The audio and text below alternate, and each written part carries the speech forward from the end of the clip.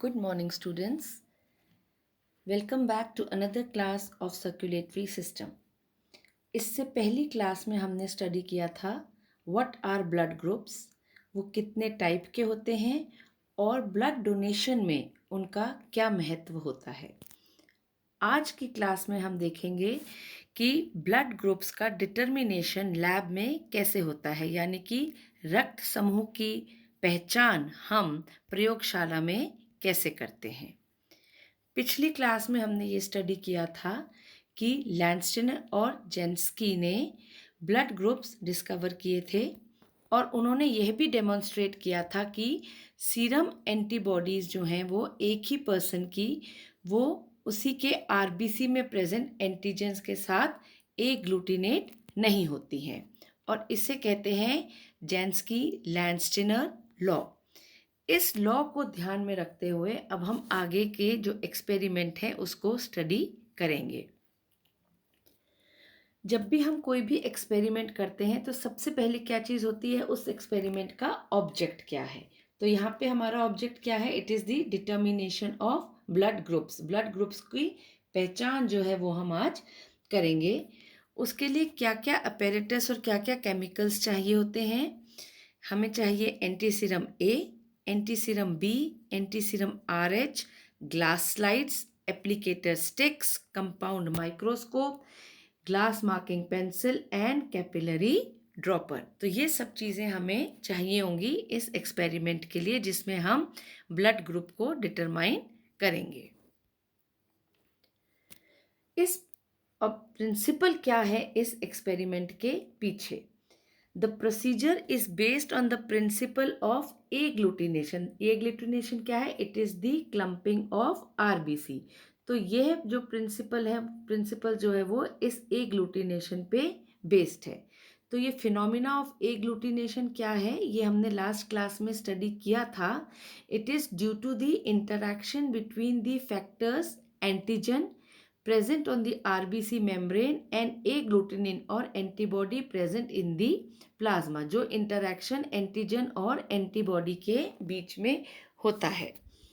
Normal human RBCs जो हैं possessing a particular antigen will show agglutination in the presence of corresponding antibody। तो ये agglutination कब होगा, जब एंटीजन जो है वो corresponding एंटीबॉडी के साथ जो है वो रिएक्ट करेगा।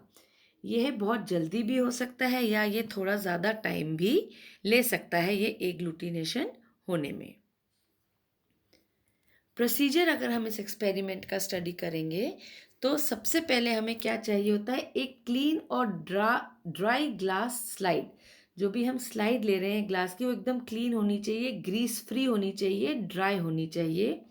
उस स्लाइड के ऊपर हम 3 ड्रॉप डालेंगे। एक ड्रॉप होगा एंटी सीरम ए का, दूसरा ड्रॉप होगा एंटी सीरम बी का और तीसरा ड्रॉप जो डालते हैं हम वो एंटी सीरम आर एच यानी एंटी सीरम डी का होता है। तीनों को ही हम उनकी बॉटल्स में जो ड्रॉपर होते हैं उस ड्रॉपर की मदद से इसको हम डालते हैं। तीनों के बीच में अच्छा खासा डिस्टेंस जो है वो हम रखते हैं। The slide is accordingly label, जहाँ पे हमने जो ड्रॉप हमने एंटी सीरम ए का डाला उसको हम मार्क कर देते हैं एंटी ए।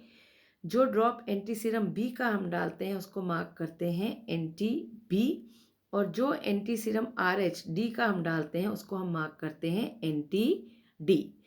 हमेशा स्लाइड पर पहले हम एंटी सीरम डालते हैं, उसके क्योंकि हम ये क्लियर रखना चाहते हैं कि कोई भी एंटी सीरम हमारा मिस जो है वो नहीं हो, तो इसलिए स्लाइड पर पहले हम एंटी सीरम की ड्रॉप्स जो हैं तीनों की वो डालते हैं। उसके बाद एक ड्रॉप ब्लड का जो है वो हम डालते हैं इन एंटी सीरम पर। एक ड्रॉप एंटी सीरम ए पर, एक एंटी सीरम बी पर और एक एंटी सीरम डी पर। तीनों पर एक एक ड्रॉप ब्लड का जो है हम वो डालते हैं। उसके बाद हम एंटी सीरम को और ब्लड को मिक्स करते हैं। जो ड्रॉप हमने ब्लड का एंटी सीरम के ऊपर डाला उसको अब हम मिक्स करते हैं। किससे मिक्स करते हैं, एक स्टिक से मिक्स करते हैं। तो तीनों ड्रॉप्स के जो हैं उनके लिए हम अलग अलग स्टिक को यूज़ करते हैं। कभी भी एक ही स्टिक से हम तीनों को मिक्स नहीं करते हैं। फिर उसके बाद हम 5 से 10 मिनट तक वेट करते हैं और स्लाइड को फिर एग्जामिन करते हैं देखने के लिए कि उसमें आरबीसी की क्लम्पिंग हुई है या नहीं हुई है। और हमारी रीडिंग को हम जो है फिर कंफर्म करते हैं माइक्रोस्कोप के नीचे देखकर। लो पावर पर जो है हम वो स्लाइड को चेक करते हैं। अगर कोई एग्लूटिनेशन नहीं हुआ होगा तो आरबीसी जो है वो सेपरेटेड रहती हैं और इवनली डिस्ट्रीब्यूटेड रहती हैं। लेकिन अगर आरबीसी में एक ग्लूटिनेशन होता है तो क्या होगा, आरबीसी जो है वो एक साथ इकट्ठी हो जाती हैं, क्लम्प्स फॉर्म करती हैं और अपनी आउटलाइन जो है वो खो देती हैं। अब हम इसको इस तरीके से समझने की कोशिश करते हैं। ये 3 बॉटल्स जो हैं ये एंटीसीरा की बॉटल्स हैं। ब्लू जो है this is antiserum A, yellow is antiserum B और ये जो वाइट वाली है this is antiserum D, this is for Rh. तो ये 3 बॉटल्स इस तरीके से होती हैं। प्रोसीजर जो हमने स्टडी किया उसमें हमने क्या दिया, सबसे पहले हमने को क्या लिया, हमने एंटीसीरम की बॉटल्स ली। ये है A, this is B and this is D. अब नेक्स्ट स्टेप पे हमने क्या देखा था कि हमें स्लाइड के ऊपर एंटीसीरम की एक ड्रॉप जो है वो डालनी है। तो ये हो गई एंटीसीरम ए की ड्रॉप। नेक्स्ट में हमें डिस्टेंस के साथ नेक्स्ट ड्रॉप डालनी है, ये है एंटीसीरम बी की ड्रॉप। ओके, और थर्ड जो है एंटीसीरम डी। तो ये एंटीसीरम डी की ड्रॉप जो है ये हमने यहाँ पे वाइट कलर की डाली। ये जो हम देख रहे हैं स्लाइड, ये एक वॉयल है जिसमें ब्लड का सैंपल है। यहाँ से हम सैंपल लेंगे ड्रॉपर से, ठीक है, और वो सैंपल को जो हम पहला वाला डालेंगे एंटीसीरम ए में। ओके, तो एक ड्रॉप ब्लड का गया एंटीसीरम ए में, वहाँ पे ये स्प्रेड हुआ।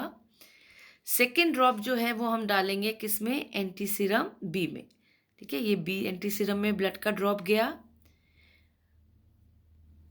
नेक्स्ट में वही ड्रॉप, एक ड्रॉप ब्लड का हम किस में डाल रहे हैं, एंटीसीरम डी में, तो ये डी में जो है वो ब्लड का ड्रॉप गया।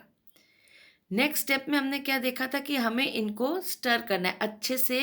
एंटीसीरम और ब्लड को जो ड्रॉप उसमें आया है उसको हमें अच्छे तरह से मिक्स करना है और उसके लिए एक ग्लास रॉड या फिर कोई स्टिक जो है वो हम यूज़ कर सकते हैं और इस तरीके से उसको हम लेकर उसको रोटेट करते हैं और पूरे अच्छी तरीके से जो है दोनों को मिक्स करते हैं।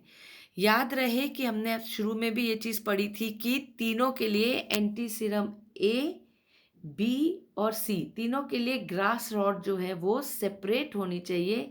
एक ही ग्लास रॉड या एक ही स्टिक से हम तीनों को जो है वो मिक्स नहीं कर सकते। इससे क्या है कि जो कंटेमिनेशन है वो उसमें हो जाता है। तो इस तरीके से हमने इनको तीनों सैंपल पर एक एक ड्रॉप लिया। फिर नेक्स्ट हम ऑब्जर्व करेंगे कि आफ्टर 10 मिनट्स में 5 से 10 मिनट वेट करने के बाद हम यह देखेंगे कि क्या रिएक्शन जो है वो उसमें हो रहा है। ओके, यहाँ पे हमने उसको समझने के लिए हमने इसको इस तरीके से लिया कि slide 1, slide 2, slide 3 and slide 4 सब में हमने एक एक अलग अलग सैंपल जो है वो ड्रॉप का ब्लड का डाला। फर्स्ट देखेंगे स्लाइड 1। स्लाइड 1 में हम क्या देख रहे हैं कि यहाँ पर क्लॉटिंग है, ये आप देखिए यहाँ पे क्लम्पिंग हो रही है, सॉरी, ठीक है, तो ये क्लम्पिंग हो रही है, यहाँ पर क्लम्पिंग नहीं है, यहाँ पे ब्लड इवनली स्प्रेड हुआ है और डी में यहाँ पर भी क्लम्पिंग है। तो इसका मतलब एंटीसीरम ए प्रेजेंट है और वो पॉजिटिव है, दैट मीन्स ए पॉजिटिव जो है वो ब्लड ग्रुप जो है वो ए पॉजिटिव होगा। हम यहाँ पर इसको देख सकते हैं, नीचे टेबल से आप इसको कंफर्म करते जाते हैं। टिक का मार्क जो हम यहाँ टेबल पे लगा रहे हैं दैट इज एग्लूटिनेशन और क्रॉस जो है that is no agglutination. Okay, slide B जब हम चेक करते हैं तो हम देखते हैं ए जो है यहाँ पर एंटीसीरम ए में कोई क्लम्पिंग नहीं है, बी में क्लम्पिंग हो रही है और डी जो है उसमें भी क्लम्पिंग हो रही है, that means this blood group is B positive. Third slide में हम क्या देख रहे हैं कि ए में क्लम्पिंग है, बी में भी क्लम्पिंग है और डी में भी क्लम्पिंग है, यानी कि this is A B positive.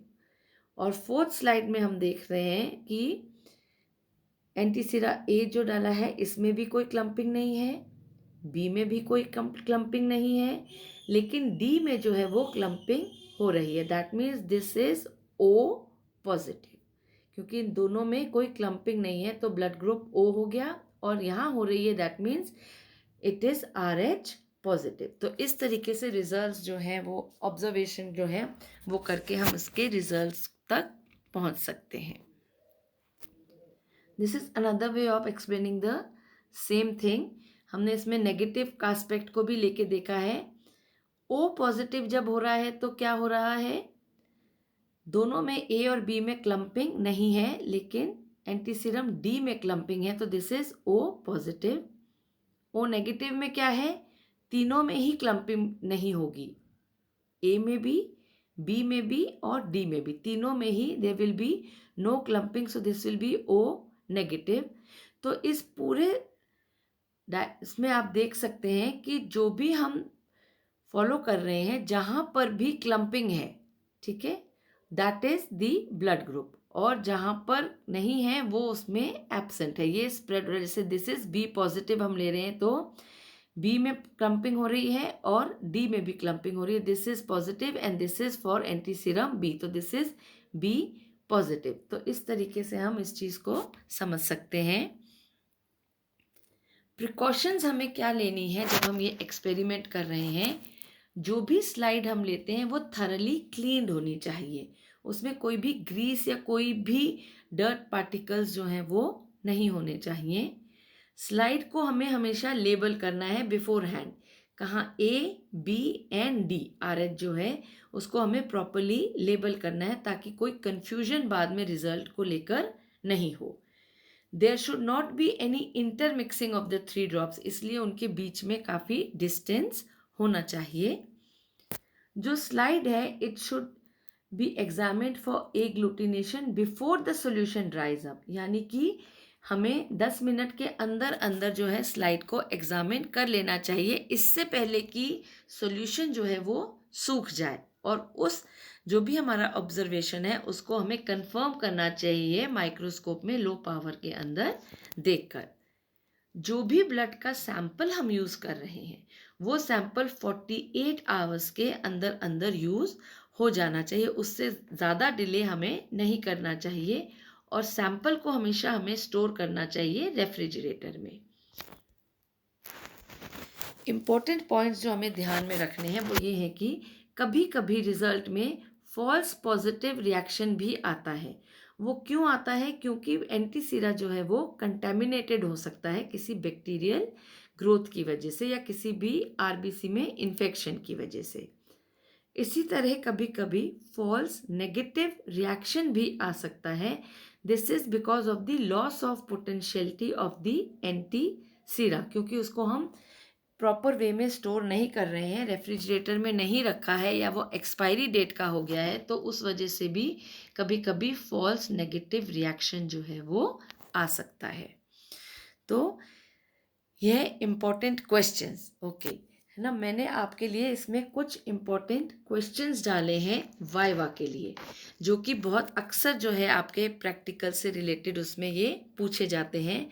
तो यह 5 क्वेश्चंस जो हैं आप इनके आंसर्स ढूंढ सकते हैं, जिससे कि यूजुअली वाइवा में ये क्वेश्चंस आपको पूछे जाते हैं ताकि आप उस वाइवा के लिए प्रिपेयर्ड रहें। तो आज हमने ब्लड ग्रुप्स को किस तरीके से लैब में डिटरमाइन करते हैं, हम कैसे प्रयोगशाला में ब्लड ग्रुप को आइडेंटिफाई कर सकते हैं, इसके बारे में स्टडी किया। Thank you so much.